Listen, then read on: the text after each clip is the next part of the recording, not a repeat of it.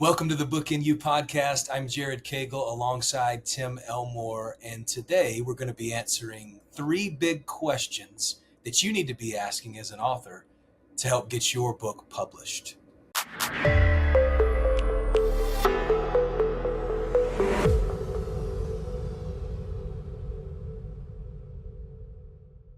Tim, so excited today to dive a little more into the publishing process. We've talked a lot on episodes before about the writing process and some of the other parts of this whole business of books. But today we're going to dive a little more into publishing, which is a tough side of the business. And I just want to point out today for our viewers, our listeners can't see what I'm about to point out, but they'll just have to be along for the ride, or maybe tune in on YouTube and you can see it. But for our viewers, they'll notice that you've been in the process of publishing a book of your own, and that's very obvious by the black eye that you have on camera. Yes. Any stories you'd like to share? Well, I'll make this brief, but if you are watching, you're probably thinking, I can't listen to what you're saying. Your face looks awful. Listeners, I have a black eye, and it's pretty significant. It's actually way smaller, Jared, than it was 2 weeks ago. 2 weeks ago, I was in Los Angeles helping my son and daughter-in-law move out of an apartment, and I was running upstairs. Problem number one, I'm not 21 years old anymore. I'm running upstairs with a big box in my hand. I hit my head on the corner of a stucco, and it just, bam. Well, it knocked me backwards. I somersault backwards on the stairs until I hit at the bottom. Yeah, it's all concrete too. It's all concrete. There's no carpet involved. So I hit my head, my tailbone, my elbow, my knee. I never lost consciousness. I kind of wish I would have. And I never lost my sense of humor. So I am laughing. My wife comes by and rushes me to the ER. It was a miracle, but they did a CAT scan, no concussion. I'm fine. They said, here's some Tylenol, go home, and it's going to take a little while, but you need to get better. But here's the crazy part of the story. 3 days after this happened, I'm still really looking bad. And I'm scheduled to speak in Manila in the Philippines before about 18,000 people. So I just think, I can't do this. Can I wear sunglasses like Stevie Wonder or something? But you know what? They had a professional makeup artist all lined up. And right before I went on for event number 1, she made me up. And I'm telling you, you couldn't tell. She completely covered the flaws. Yes. Now I see why ladies like the makeup. I'm a fan of cosmetology. Yeah. Anyway, so that's that. That's remarkable. Crazy. Yeah. It's not something to laugh at. It sounds like it was actually miraculous that you're okay. Yeah. Tim. Absolutely. It's good to be here. And I know you're getting a little later in age, but we're still praying for a lot more years. And, that's right. Absolutely. And I need to stop running up the stairs. That's what I need to stop doing. Yeah. We just got to know your limits, Yeah, that's right. It reminds me of book writing and publishing, because you take some blows along the way. Yep. And I'd love for you to kick us off today, Tim, as we talk about this topic and 3 big questions that you really brought to the table today that would be good for our listeners and the authors out there to be asking. Absolutely. Let's jump in. I love it. First question today, Tim, that you brought was a really good one, I thought. How has the world of publishing changed over the years? Yeah. Well, my gosh, anybody that knows anything about this topic knows it has changed immensely.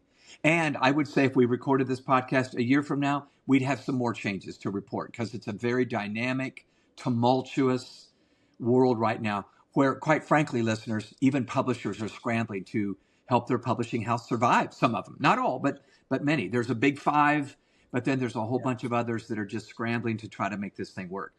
So best way to answer this question in just a few minutes is probably this way. My first book was published 40 years ago in 1984. I think it was way before I deserved to be published, but I was asked by a denomination to do a book on training youth for leadership. So it's my very heartbeat, but they said, we need you to do something. So back then, the author was at the mercy of a publisher. Whatever they wanted, they ran the show. They held all the chips in their hands. The author would submit a manuscript, and all that intellectual property now belonged to the publisher. Much like a musician signs in with a record label and they lose that song. The record label now owns that song. That was the day of traditional publishers.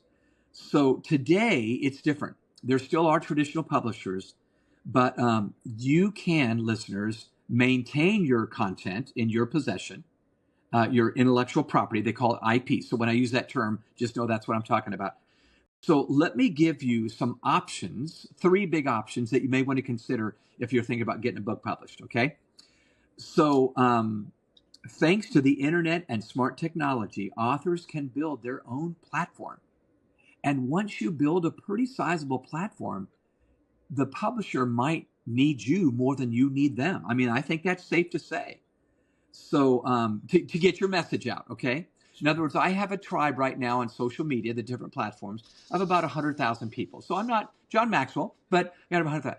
Well, when a publisher comes to me and says, I want you to write a book for us on the next gen, I'll usually say with a smile and politely, I bet you do, because I think I know more about the buyer than you might. And that's not an arrogance or conceit. I spent the last decades of my life with this person I'm trying to reach. So, Jared, do you remember that book that came out? I think it was in 2007 called The Shack. Do you remember that book? Yeah. So William P. Young wrote The Shack. He tried to get it published through a traditional publisher. That people kept saying no. They thought it was too weird. This novel is just too funky. No, no, no, no, no. So when he couldn't get a traditional publisher interested, he decided to self-publish the book. This is where the story gets interesting. Within the first year, he had sold 1 million copies. And it became a USA Today, New York Times number one best-selling a book in the fiction category. Now, not nonfiction, but in the fiction category. Well, suddenly everybody was noticing. So by 2010, 3 years later, the Hachette Book Group, which is one of the big 5, approached William P. Young with great interest. We would like to publish this book. And of course, they took it over. But what I want you to notice is even in 2007, what was that? Gosh, that was 17 years ago. He had enough people that knew him and knew about him. And of course, people told people who told people, and it took off. So real quick, before I close on this answer, Jared, there's 3 big options you have, listeners, if you want to get a book published.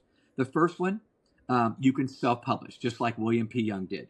That's where you write it, and then you find your cover designer, your graphic artist, your layout designer, your editor. You find all the people that need to help you get that book laid out and edited and proofed and ready to go. So a lot falls on you. That's the bad news. The good news is you keep every ounce of that intellectual property, okay? And by the way, you would even need then to upload it to Amazon, let's say, okay, and get Amazon. But the good news is you can do that. Amazon makes that process relatively easy. You could Google that question and you could get it. That's self-publish. The second option is a hybrid model. And Jared, you and I, as we lead these book at a weekend sessions, we talk a lot about that. In fact, Maxwell Leadership Publishing kind of is a hybrid option. So the hybrid option, just like the word sounds, is a dual or 2 or 3 partners involved. This is where you identify one of several that can do this work. But when you do a hybrid publisher, you decide, or you collectively decide, they're going to do some things, you're going to do others. With Forefront, for instance, in Nashville, they let you keep all the intellectual property. They really walk you through soup to nuts, the editor, the cover design, blah, blah, blah, blah, blah. And then they take it out there. And you keep the intellectual property. The only challenge is it costs quite a bit of money, so you'd have to navigate the money you'd need to spend.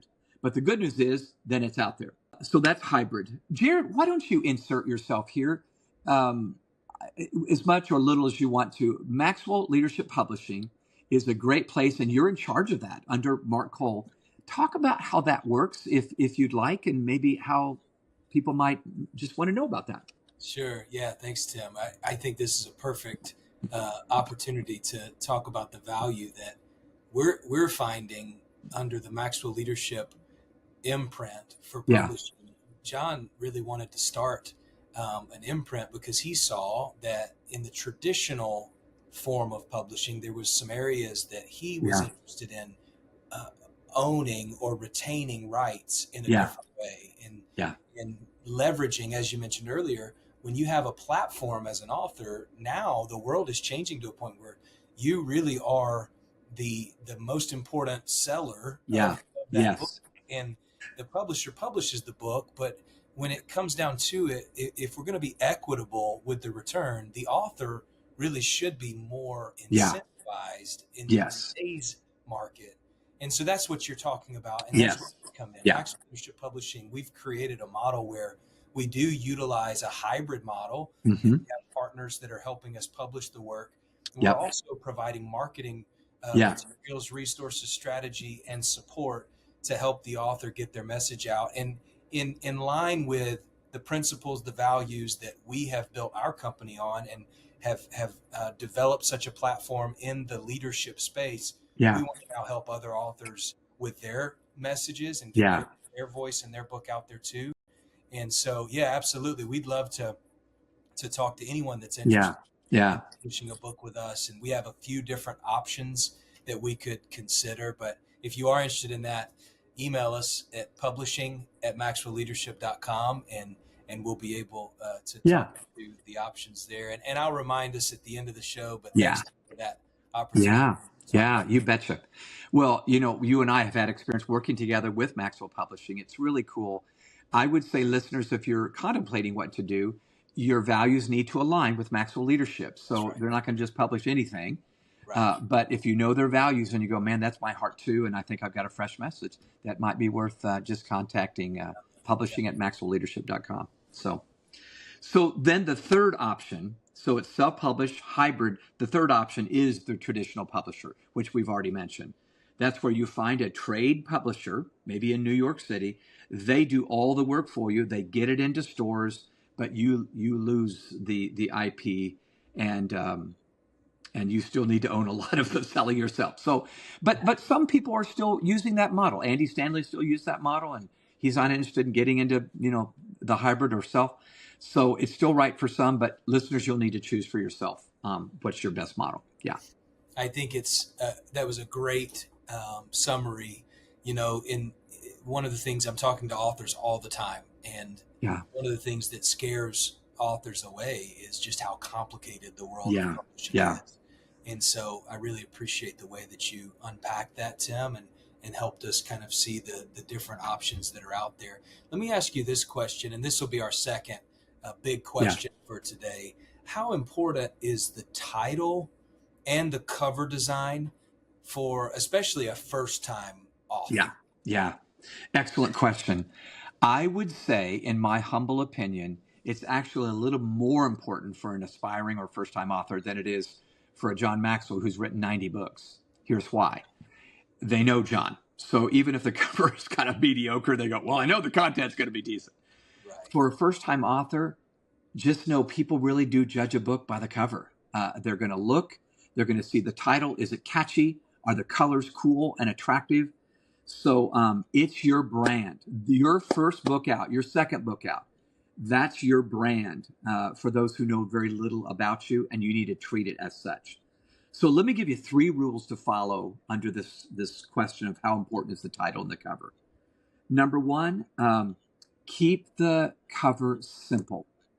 Your biggest temptation is to be so excited about your book and your content, you put way too much copy on the cover, and it's so busy. People go, I can't even look at this. It's 12-point font, and 6 paragraphs or whatever. So please work to keep it really simple. It's tempting to add too many words, or to make it too busy and try to say everything. That's good. In fact, I think as we talked to Forefront, Jared, Jonathan Merck even said, that we're bordering on too much here. Okay, take that off. So keep it simple. Number 2, make sure it's unique. So you might see another cover from Stephen Covey or John Maxwell or Zig Ziglar or whatever, Jim Collins, and go, ooh, I want to look like that. I would say, no, you don't. Because You want to make sure that you've got somewhat of a unique feel and flavor. So be sure there's nothing exactly like it on the market if you can. We talk a lot about differentiation on this podcast. I think even the cover ought to be differentiated. And you want it to stand out. If it's in a Barnes and Noble bookstore, you want your book to stand out. So I got very excited, Jared, when I first saw the cover design for A New Kind of Diversity. That was published by you guys at Maxwell Leadership. Forefront was involved, and they did a great job with everything, layout and everything. But I remember they sent me, 4 or 5 options for the cover. I love the shoes, at the top and bottom of that cover. That made it so fun to look. Old people's shoes, young people's, female, male. It was just a really cool cover. Do you have one there? Are you looking? Oh, there it is. Okay, show the viewers. Yeah, there it is. Yeah, you can see the shoes. There's gym shoes and, female shoes. They're probably 48 years old. Pardon me if you wear those shoes and you're 20. But anyway, you can see that was a cool spin showing, there's different generations working at my job or work at my workplace. So anyway, that's number 2. The third thing is make it memorable. Something about your title and cover ought to be memorable to where when they are going on to Amazon or Maxwell Leadership or Barnes & Noble, they go, I remember the title was really memorable. So for instance, Jared, you and I have been talking about this. The new book I'm working on now is The Future Begins with Z. Well, that's a weird title, but what I'm talking about is Generation Z. They're the next generation of coming into the workforce. So I thought that may not be the title in the end, but right now it's the working title. But I thought, okay, that's kind of a clever thing. And then I would do a subtitle, how Generation Z is going to upset the workforce and how you can capitalize on it. But even if that's not the best, I'm trying to give you an example. Think of something that's more than how to blah, blah, blah. It needs to be memorable. And then let me say something about the design itself. You're going to need to identify a graphic designer if you're not working with a traditional publisher. You're probably, just to get your expectations set, you're going to get 4 or 5 iterations of the cover. And they allow you to pick one or mix and match number 2 and 4.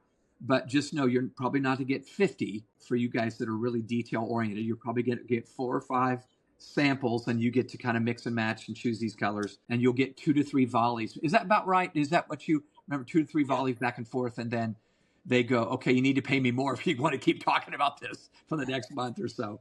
But that's usually a realistic expectation. So a couple of illustrations before we go on to question number 3. When I did the book, Nurturing the Leader in Your Child, I've got it up there, but I don't have the cover. I took the slip cover off.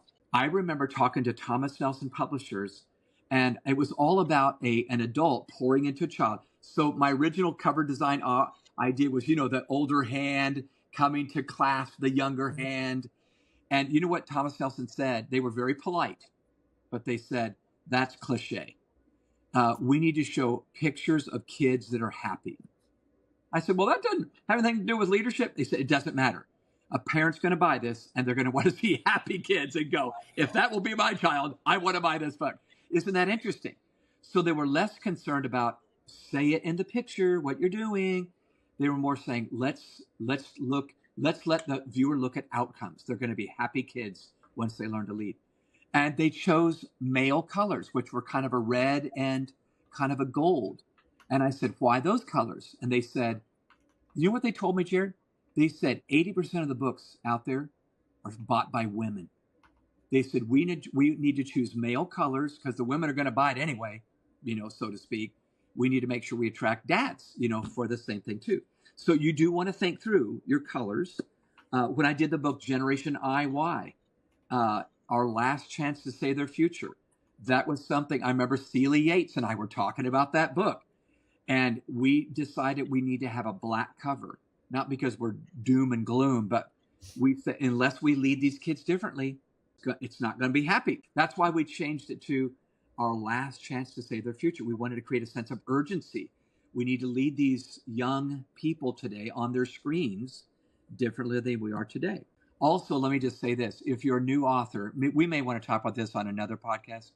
Find third-party endorsements. If they don't know you around the country, find people they might know and respect.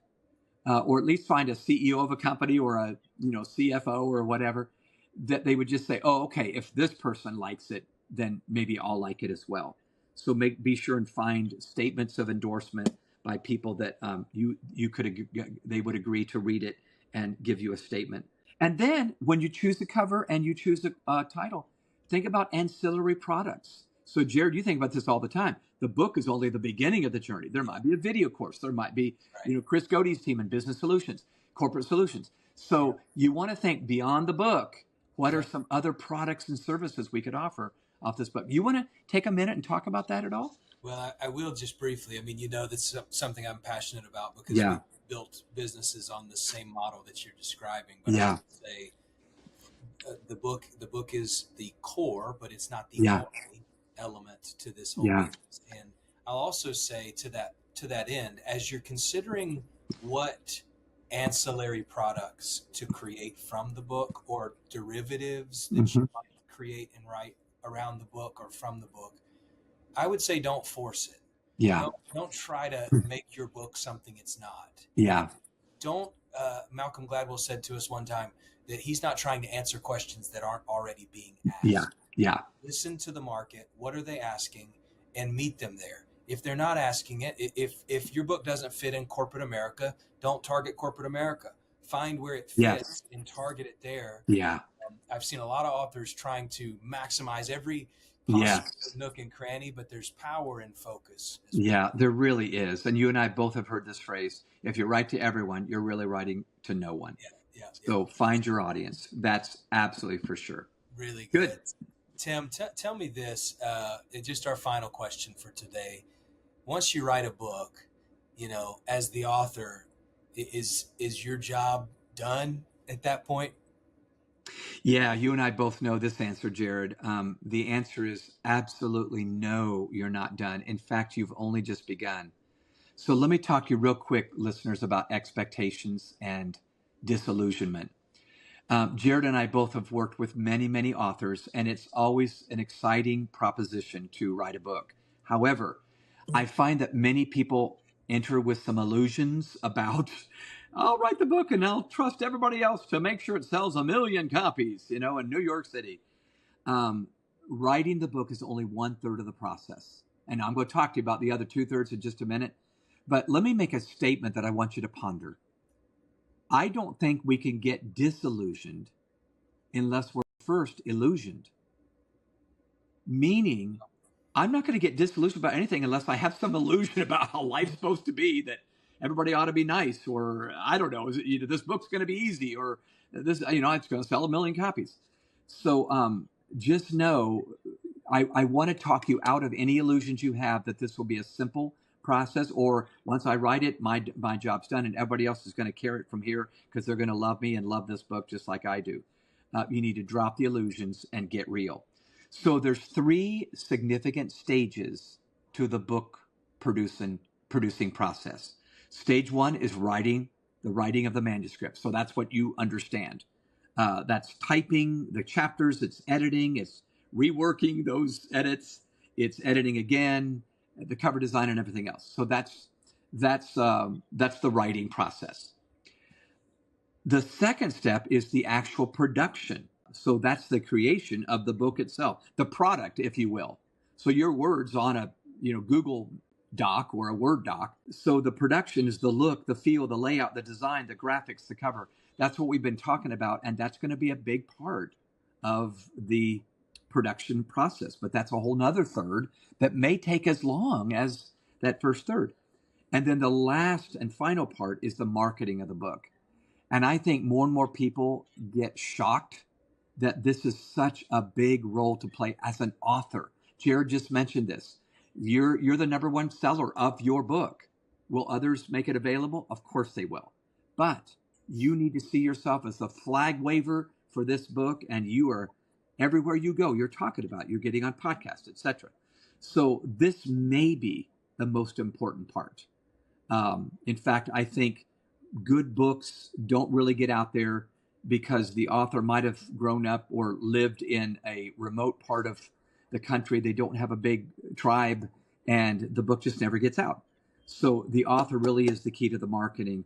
And I would say to the publisher, your platform is even more important than the content of your book. Both are important, but the author might, or excuse me, the publisher might just say, your platform, I'm going to answer that first before I ask any other questions about your content. So I'll stop there. That's a good point. It might be a hard pill to swallow for some people out there, but I think it's important for us to realize the platform is such a significant element to tip the scales, and the marketing that you're going to have to do at times is going to have to be uncomfortable. It's probably going to push you as an author beyond what you want. But if you're writing a book today and you want it to sell early in the life of it, you're going to have to get in the game. Marketing it and being that spokesperson for yourself. And that's probably a whole nother episode, Tim, but it is. Point out. Yeah, I think that's what I would say about that one. Just know it's only the writing itself is only a small, third of the whole journey. Tim, as we were talking before, we were talking about the team nature of the book. I'd love for you to kind of illustrate that for us as we close today. Yeah, absolutely. Well, listeners, I'm sure you've put together from our conversation today that writing a book is really a team effort. Loads of people are involved, and you want to make sure that every one of them is a good or even excellent at their job. But Jared, I'll tell you what, maybe the best illustration or analogy I can offer, this last summer we enjoyed watching the Olympics from Paris. It was really fun, lots of lights and great athletes. It seems to me every single set of Olympics, every 4 years, at least one person on the relay team, the 400-meter relay team or whatever, drops the baton. And oftentimes it's the USA. I hate to say it. A lot of times it's our own country. But think about that. You got 4 of your fastest runners. All of them deserve to be in that relay team. But if just one of them doesn't pass the baton well to the next one, or the next one doesn't get it from the last one, it's on the ground and you have lost your chance to win. I don't want to overspeak here, but this is like a relay team getting a book ready. And every one of your people need to grasp and run their best race and then pass it on to the next along the way. Each runner is important, just like creating a book. So absolutely. Yeah. That encouragement. And again, if you're looking for a team to help you with your book, Maxwell Leadership Publishing would love to have a conversation. Email us at publishing@maxwellleadership.com, and we would love to talk to you about some options and how we could come alongside you and help. We'd also love it if this has been valuable to you and you want some more content from our podcast here, we'd love for you to subscribe and join us on this journey. We release episodes every couple of weeks, and so we'd love to have you as a part of this tribe as we continue on. But until next time, just a reminder, the world needs the book in you.